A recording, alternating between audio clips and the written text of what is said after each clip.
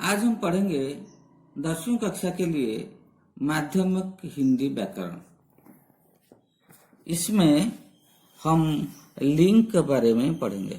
लिंग पुरुष या स्त्री की पहचान उसके लिंग से होती है।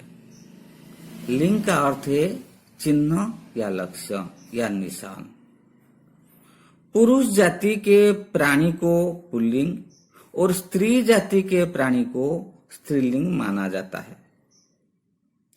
हम जानते हैं कि हिंदी में प्रत्येक संज्ञा शब्द या तो पुल्लिंग में होता है या स्त्रीलिंग में।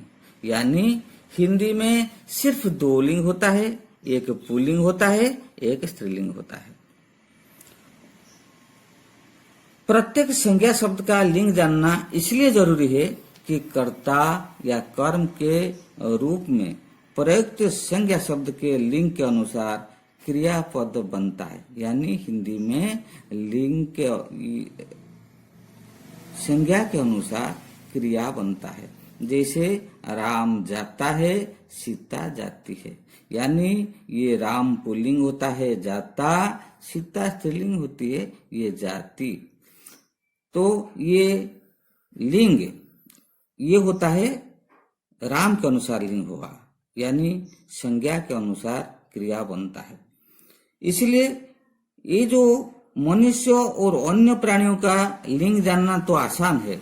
मनुष्य का लिंग जानना आसान होता है, प्राणियों का लिंग जानना आसान होता है, क्योंकि प्राकृतिक रूप से वे पुरुष स्त्री या नर मादा होते हैं। उनको देखने से पता चल जाता है ये स्त्रीलिंग है या पुल्लिंग होता है। जैसे नर नारी, घोड़ा घोड़ी, बालक बालिका, बाघ बाघिन, इसको देखने से पता चल जाता है ये पुल्लिंग है या स्त्रीलिंग है। पिता माता, पुत्र कन्या, माली मालिन, तो ये सब क्या होता है? ये स्त्रीलिंग होता है या पुल्लिंग होता है, इसे हम देखने से मालूम हो जाता है। लेकिन कुछ प्राणीवाचक शब्द है जिनके स्त्रीलिंग रूप नहीं है।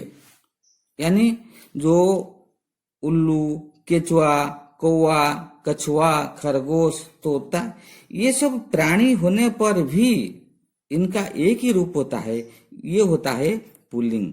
इनका कोई स्त्रीलिंग रूप नहीं होता है। जैसे उल्लू बैठता है, केंचुआ, यानी जो केंचुआ का मतलब होता है जो बरसात के दिन में जो कीचड़ में लंबा लंबा जो जीव होता है, जो केंचुआ होता है, वह केंचुआ चलता है।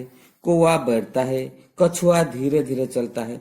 तो मतलब ये पुल्लिंग होता है, इसका कोई स्त्रीलिंग रूप नहीं है।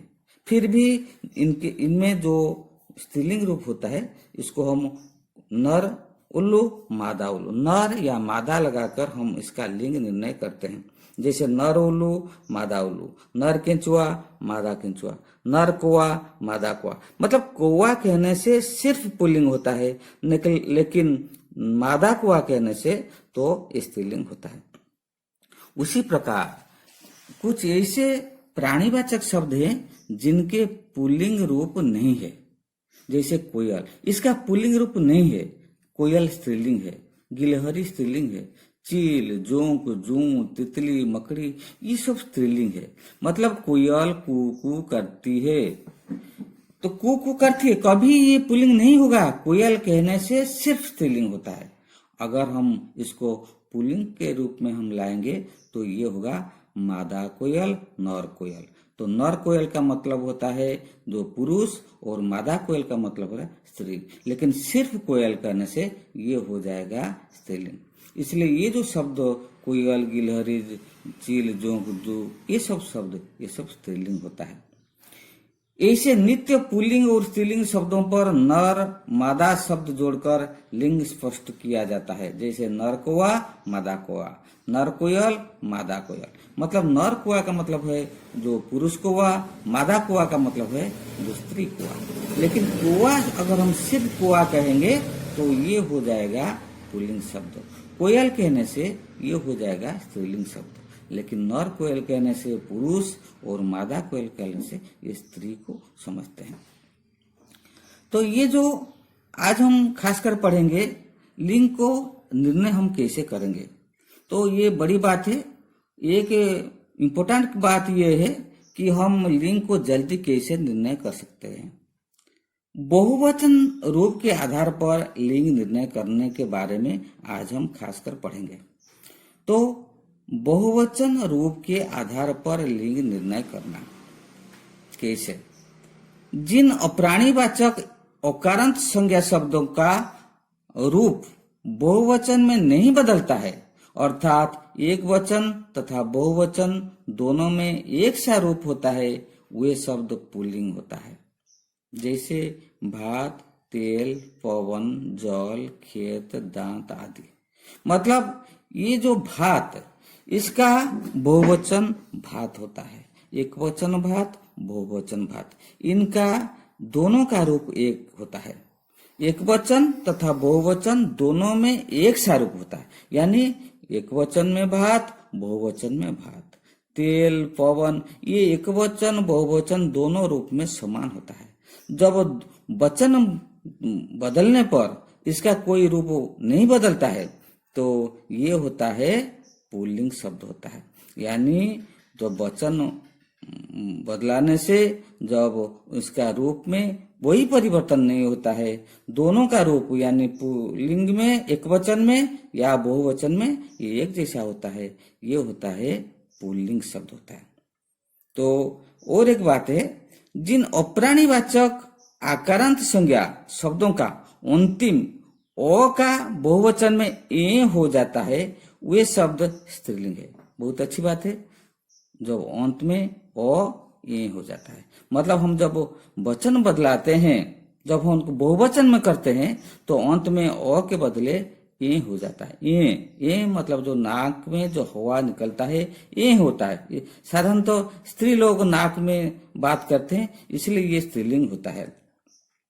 कैसे? बात। तो बात को अगर हम बहुवचन में लाएंगे तो ये हो जाएगा बातें। ईंट को बहुवचन में ईंटें, रात बहुवचन में रातें, राह राहें, सड़क सड़कें, लाश लाशें। ए का मतलब होता है नाक में निश्वास लाना।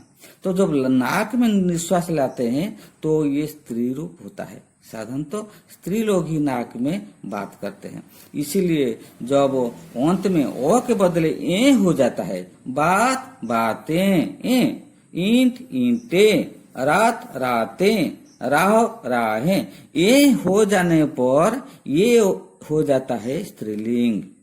तो हमने पहले पढ़ा, जब वचन नहीं बदलता है ये होता है पुल्लिंग।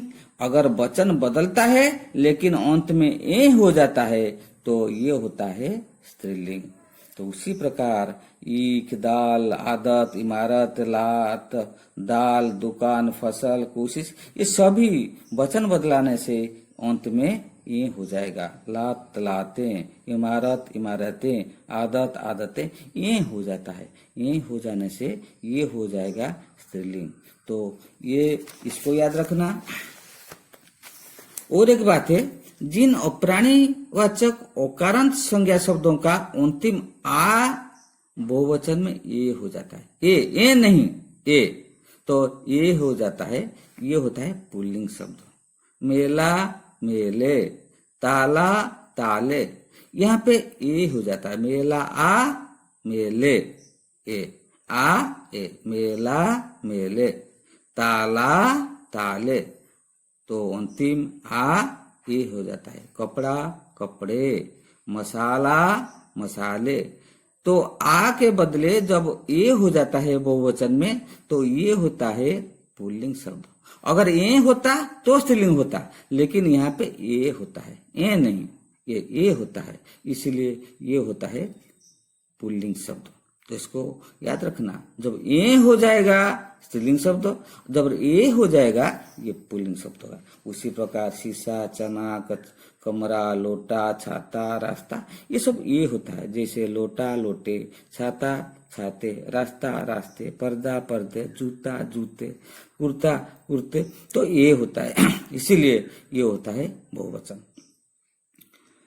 जिन अप्राणीवाचक आकारांत संज्ञा शब्द के बहुवचन में ए जुड़ता है, बहुवचन में ए होने पर तो स्त्रीलिंग होगा। मैंने कहा जब भी ए होता है, ए जब नाक में निश्वास लेते हैं, सांस लेते हैं, तो नाक में जब सांस लेते हैं स्त्रीलिंग बन जाता है। इसीलिए बहुवचन में ए जुड़ता है। वे शब्द स्त्रीलिंग होते हैं। जैसे आशा, आशाएं, उपमा, उपमाएं, हवा, हवाएं, ये हो जाता है। सेना, सेनाएं, लता, लताएं, कथा, कथाएं। तो आकरण शब्द ये बन जाता है बहुवचन में, ये हो जाता है। आशा, आशाएं, ये जुड़ता है, बिल्कुल ये लगता है। उपमा, उपमाएं, हवा, हवाएं, ये लगता है। तो एम का मतलब तो नाक में सांस लेना, ये हो जाता है स्त्रीलिंग शब्द। तो साधारणतः अंत में जितना शब्द होता है, अंत में जो नाक में सांस लेते हैं, ये साधारणतः स्त्रीलिंग होता है। इसलिए ये जब होता है, ये होता है स्त्रीलिंग शब्द। आशा, ये लगता है। आशा, आशाएं, बिल्कुल ये लगा हुआ है। उपमा, उपमाएं, हवा, हवाएं, ये सेना, सेनाएं, ये लगा। तो ये होता है क्या ना, ये स्त्रीलिंग रूप होता है।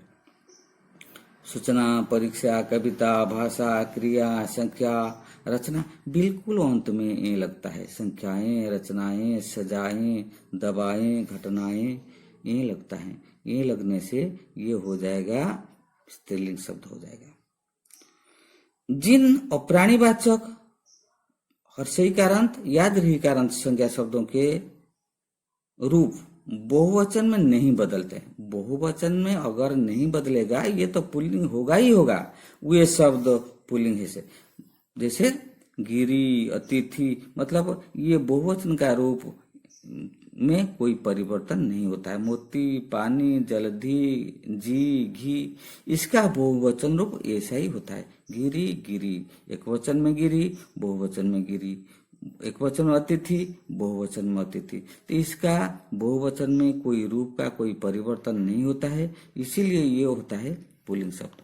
पहले में मैंने कहा था जिन शब्दों का बहुवचन में कोई परिवर्तन नहीं होगा, ये पुल्लिंग होगा। अगर होगा, अंत में अगर ये होगा तो पुल्लिंग होगा। अगर ये होगा, ये, तो ये हो जाएगा स्त्रीलिंग शब्द हो जाएगा। जिन प्राणीवाचक हर्षई या दीर्घईकारांत संज्ञा शब्दों की अंतिम हर्षई या दीर्घई बहुवचन में या से या चंद्रबिंदु लगा हुआ है। यहाँ का मतलब चंद्रबिंदु, वही नाक में सांस लेना। देखिए ये भी, ये में ये जो होता है, इसमें भी चंद्रबिंदु लगा हुआ है। यहाँ भी चंद्रबिंदु लगा हुआ है। चंद्रबिंदु लगाना का मतलब होता है अनुनासिक स्वर होता है, जो नाक में सांस लेते हैं। अगर हम नाक में सांस लेंगे, वो स्त्रीलिंग होगा। तो इसीलिए बहुवचन में या हो जाती है, तो ये सब स्त्रीलिंग है। जैसे नदी, तो बहुवचन में होगा नदियां। मक्सियां, चूड़ी, चूड़ियां, जाति, जातियां, मतलब बहुवचन में या हो जाता है। तो ये होता है जब यहाँ हो जाता है, यानी चंद्रबिंदु लगता है, तो ये होता है स्त्रीलिंग होता है। नदी, मक्सी, चूड़ी, जाति, तिथि, रीति, नीति, विधि, खिड़की, इस सभी के अंत में तो बहुवचन हम करते समय यहाँ हो जाता है। जैसे खिड़की, खिड़कियां, समाधियां, गलियां, लड़ाइयां, उपाधियां, मिठाइयां, रोटियां, पुड़ियां, ये सब यहाँ लगता है। जब भी यहाँ लगता है यानी चंद्रबिंदु लगता है, तो ये होता है स्त्रीलिंग शब्द होता है। जिन हर्षो, दीर्घो, ओकारांत संज्ञा शब्दों का रूप बहुवचन में नहीं बदलता है। जब वचन में नहीं बदलता है, वो तो पुल्लिंग होता ही है। जैसे शिशु, लड्डू, आलू, रेडियो, ये इनका दोनों रूप एक जैसा होता है। इसका बहुवचन शिशु होता है, एक वचन में शिशु, बहुवचन में शिशु। लड्डू, आलू, रेडियो, इसका एक रूप होता है, इसीलिए ये होता है पुल्लिंग शब्द। मैंने पहले ही कहा था कि जिन शब्दों का रूप बहुवचन में नहीं बदलता है, ये पुल्लिंग होता है। जब बदलता है तो पुल्लिंग होता है या स्त्रीलिंग होता है। जब अंत में ये लगता है, सांस नाक में लेते हैं, तो ये सब स्त्रीलिंग होता है। जिन हर्षऊ, दीर्घऊ, उकारांत संज्ञा शब्दों को बहुवचन में ए का मतलब चंद्रबिंदु लगता है, मतलब चंद्रबिंदु लगने से ये स्त्रीलिंग हो जाएगा। ये हो जाता है वे शब्द स्त्रीलिंग में है। जैसे ऋतु, वस्तु, झाड़ू, लू, गौ, मतलब इसके अंत में ए होता है बहुवचन में। ऋतु, ऋतुएं, वस्तु, वस्तुएं, झाड़ू, झाड़ुएं, लू, लुएं, गौ, गौएं, ये सब बहुवचन करने में ए हो जाता है। जब ए हो जाता है तो ये क्या होता है? स्त्रीलिंग होता है। तो इसी प्रकार स्त्रीलिंग और पुल्लिंग को याद रखना चाहिए, ये बहुत बड़ी बात है। आज इतना ही। मक्सियां, चूड़ी, चूड़ियां, जाति, जातियां, मतलब बहुवचन में यहाँ हो जाता है। तो ये होता है जब यहाँ हो जाता है यानी चंद्रबिंदु लगता है तो ये होता है स्त्रीलिंग होता है। नदी, मक्सी, चूड़ी, जाति, तिथि, रीति, नीति, विधि, खिड़की, इस सभी के अंत में तो बहुवचन हम करते समय यहाँ हो जाता है। जैसे खिड़की, खिड़कियाँ, समाधियाँ, गलियाँ, लड़ाइयाँ, उपाधियाँ, मिठाइयाँ, रोटियाँ, पुड़ियाँ, ये सब यहाँ लगता है। जब भी यहाँ लगता है यानी चंद्रबिंदु लगता है तो ये होता है स्त्रीलिंग शब्द होता है। जिन हर्षो दीर्घो ओकारांत संज्ञा शब्दों का रूप बहुवचन में नहीं बदलता है, जब वचन में नहीं बदलता है वो तो पुल्लिंग होता ही है। जैसे शिशु, लड्डू, आलू, रेडियो, ये इनका दोनों रूप एक जैसा होता है। इसका बहुवचन शिशु होता है, एक वचन में शिशु, बहुवचन में शिशु। लड्डू, आलू, रेडियो, इसका एक रूप होता है, इसीलिए ये होता है पुल्लिंग शब्द। मैंने पहले ही कहा था कि जिन शब्दों का रूप बहुवचन में नहीं बदलता है ये पुल्लिंग होता है। जब बदलता है तो पुल्लिंग होता है या स्त्रीलिंग होता है। जब अंत में ए लगता है, सांस नाक में लेते हैं तो ये सब स्त्रीलिंग होता है। जिन हर्षऊ, दीर्घऊ, उकारांत संज्ञा शब्दों का को बहुवचन में ए का मतलब चंद्रबिंदु लगता है, मतलब चंद्रबिंदु लगने से ये स्त्रीलिंग हो जाएगा। ये हो जाता है वे शब्द स्त्रीलिंग में है। जैसे ऋतु, वस्तु, झाड़ू, लू, गौ, मतलब इसके अंत में ये होता है बहुवचन में। ऋतु, ऋतुएं, वस्तु, वस्तुएं, झाड़ू, झाड़ुएं, लू, लुएं, गौ, गौएं, ये सब बहुवचन करने में ए हो जाता है। जब ए हो जाता है तो ये क्या होता है? स्त्रीलिंग होता है। तो इसी प्रकार स्त्रीलिंग और पुल्लिंग को याद रखना चाहिए, ये बहुत बड़ी बात है। आज इतना ही।